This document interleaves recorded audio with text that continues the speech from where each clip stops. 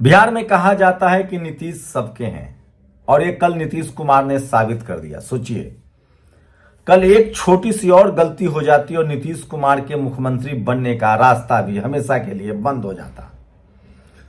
दरअसल बीजेपी की कोशिश थी महाराष्ट्र की तरह अपने दम पर बहुमत लाया जाए, लेकिन नीतीश कुमार बीजेपी की राह में पहले रोड़ा बने और सीटों के बंटवारे में 101 सीट उन्होंने लिया और 101 सीट बीजेपी को दिया।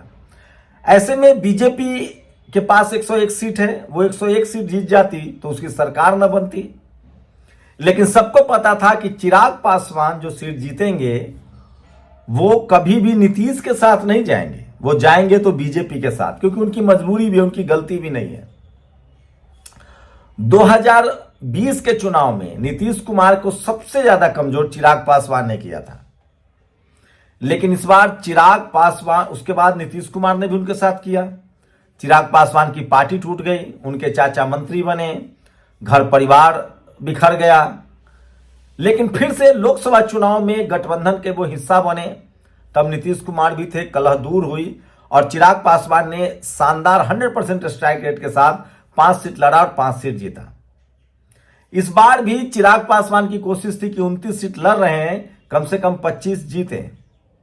बीजेपी की कोशिश थी कि 100 लड़ रहे हैं तो 95 जीते कम से कम, और 95 और 25 के दम पर सरकार बना ले और बीजेपी किसी भी हद तक जा सकती है। सोचिए, कल लास्ट में जो खेल हुआ वो बड़ा चौंकाने वाला है। सबको पता है रामगढ़ की सीट बीएसपी जीत रही थी। पिछले बार भी पिंटू यादव मामूली अंतर से हार गए थे, वहां उपचुनाव हुआ, वहां भी वो मामूली अंतर से चुनाव हार गए थे।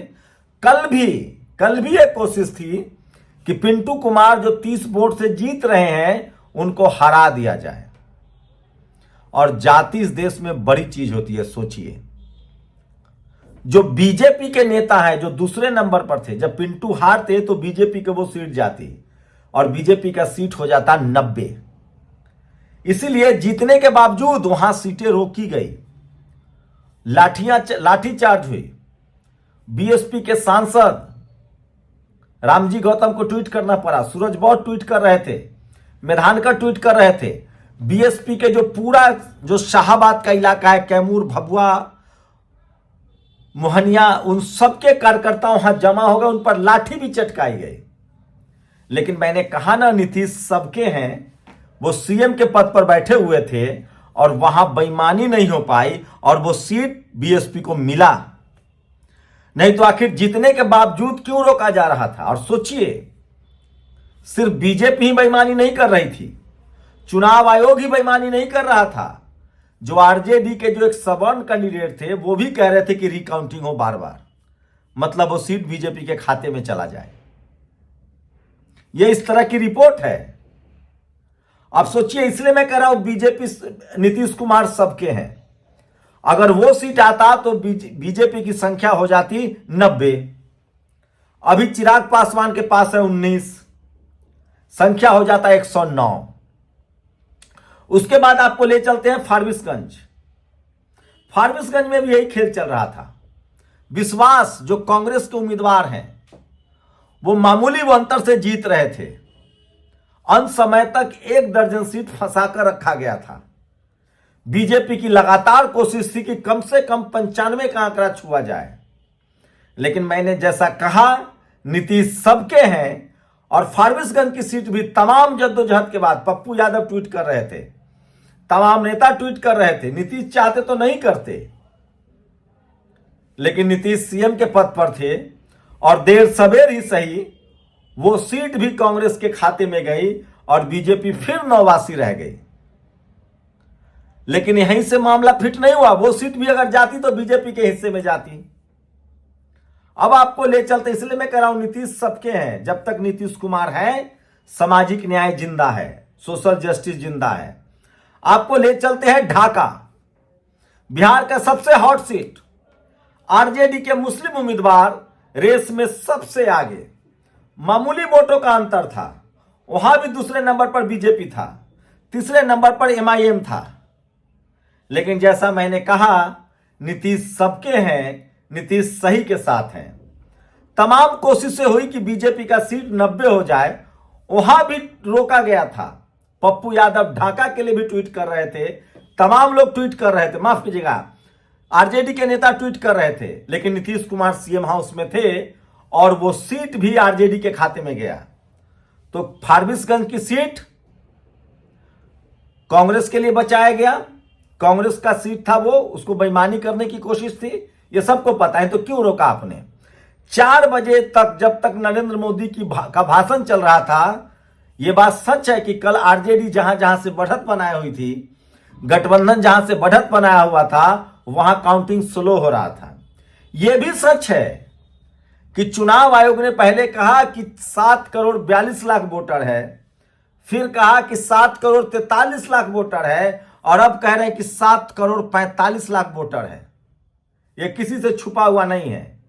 चुनाव आयोग कितना ईमानदार है ये हम सब जानते हैं, और बीजेपी ने क्या क्या मेहनत की है ये हम सब जानते हैं। आपको बता रहा हूं, ये मैं नहीं कह रहा हूं, तमाम लोग सोशल मीडिया पर इसको लिख रहे हैं कि बीजेपी कितना ईमानदार है, ये किसी से छुपा हुआ नहीं है। और मैं ऐसे आंकड़े बता रहा हूं, जो लोग लिख रहे हैं वही बता रहा हूं, सोचिए। तो ये तमाम खबरें हैं जो सोशल मीडिया पर वायरल, और इसलिए मैं कह रहा हूं। लेकिन जब मामला ढाका से निपट गया, उसके बाद अररिया से, फारबिसगंज से निपट गया, तो मामला और भी था जो फंस रहा था। कोशिश थी तो सोचिए, नीतीश कांग्रेस की सीट बचा रहे थे, नीतीश आरजेडी की सीट बचा रहे थे, और नीतीश बीएसपी का भी एक जो इकलौता जीते उनका भी सीट बचा रहे थे।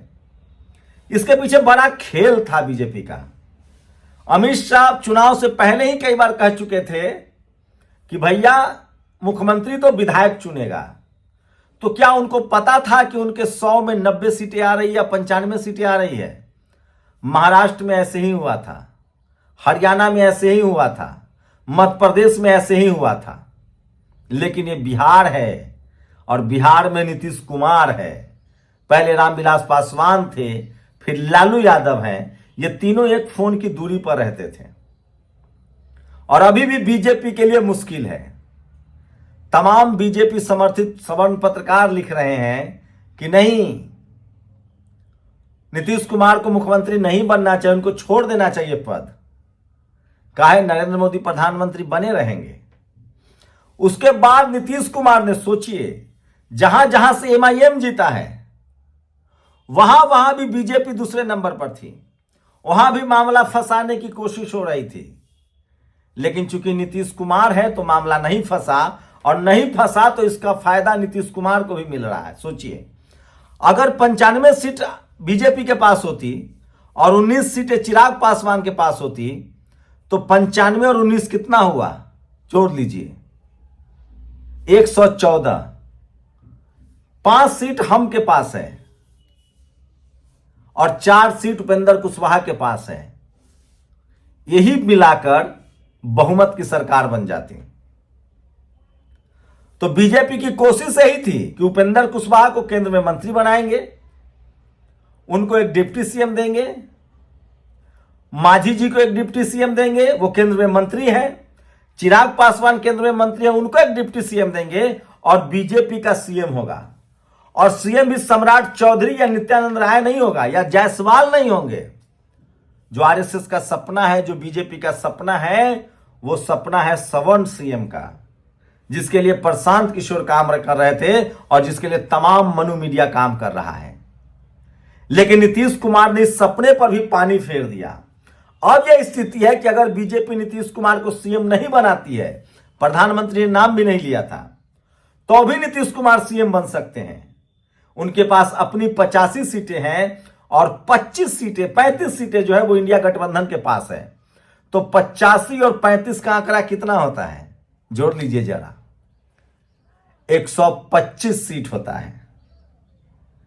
इतना ही नहीं, नीतीश कुमार सबके हैं। सहरसा आईपी गुप्ता की सीट फंसा दिया गया था, वो जीत गए थे, लेकिन नीतीश सबके हैं, मुख्यमंत्री के पद पर थे, बाद में आईपी गुप्ता को भी छोड़ना पड़ा, आईपी गुप्ता जीत गए। नहीं तो बीजेपी की सीट अपनी होती 95, और फिर नीतीश को न सीएम बनाते और न नीतीश बाहर सीएम बन पाते। तो अभी भी आप जोड़ेंगे तो 85 और 35 और 5 ओवैसी की पार्टी के हैं। ओवैसी बीजेपी के साथ जाते हुए तो नहीं दिखेंगे, बीएसपी जाते हुए तो नहीं दिखेगी। अब रही बात बीजेपी की, अब बीजेपी कांग्रेस को तोड़ दे ये संभव नहीं है, आरजेडी को तोड़ दे ये संभव नहीं है, और नीतीश जी की तो पार्टी टूटने से रही। पार्टियां वही टूटती है जिनके पास कम विधायक होता है, क्योंकि 2 ठट विधायक चाहिए। तो नीतीश कुमार ने सामाजिक न्याय भी बचाया, अपनी पार्टी भी बचाई, और नैतिकता का भी तकाजा था, लोकलाज को भी बचाया। वरना चुनाव आयोग और बीजेपी का क्या चोली दामन का रिश्ता है ये सबको पता है। इसी बीच तमाम मनुमीडिया और मनुवादी जातिवादी सोच के लोग जो चपरासी नहीं बनने देना चाहते हैं, सोचिए जिस बीजेपी के कंधे पर, जिस नीतीश कुमार के कंधे पर बीजेपी सवार है, उनको भी वो नहीं बकस रहे, कह रहे हैं कि बीजेपी चाह रही थी कि नीतीश अगला शिंदे हो, नीतीश जी का काम खत्म कर दिया जाए, लेकिन आखिर नीतीश तो नीतीश ठहरे, बच गए। अब मनुवादी कंचना यादव और प्रियंका भारती पर अटैक कर रहे हैं। मैं फिर कह रहा हूं, ये सांस्कृतिक, सामाजिक और राजनीतिक लड़ाई है। जब तक सामाजिक रूप से, सांस्कृतिक रूप से मजबूत नहीं होंगे, हमारा पलड़ा भारी नहीं होगा। मैं फिर कह रहा हूं, बहुजनों की सरकार तभी आएगी जब हम सामाजिक रूप से, सांस्कृतिक रूप से मजबूत होंगे, तभी हमारी राजनीति मजबूत होगी। हम फूले, पेरियार, अंबेडकर, कर्पूरी के विचार पर चलेंगे, जगदेव बाबू के विचार पर चलेंगे, कबीर रविदास के विचार पर चलेंगे, सोहेलाल पटेल के विचार पर चलेंगे, सरदार पटेल के विचार पर चलेंगे, तभी हमारी राजनीति मजबूत होगी। बाबा साहब के विचार पर चलेंगे, तभी हमारी राजनीति मजबूत होगी।